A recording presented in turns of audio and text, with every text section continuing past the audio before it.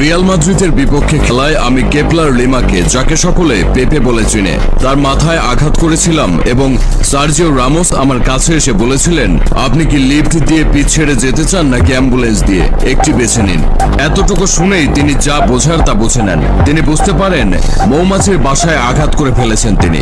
এখন এর cause and effect তাকে সহ্য করতেই হবে। কে অনুরোধ করেন তাকে যেন সাব করা হয়, কিন্তু কোচের হাতে কোনো উপায় ছিল না। কোনো উপায় না দেখে তিনি সার্জিও রামোসের কাছে যান।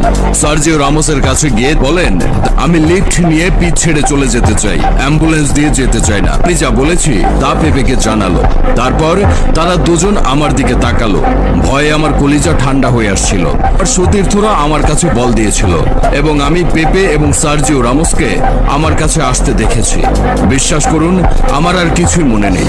আমার কেবল মনে আছে যখন আমি পড়ে যাই এবং যখন আমি জেগে উঠি তখন আমি হাসপাতালে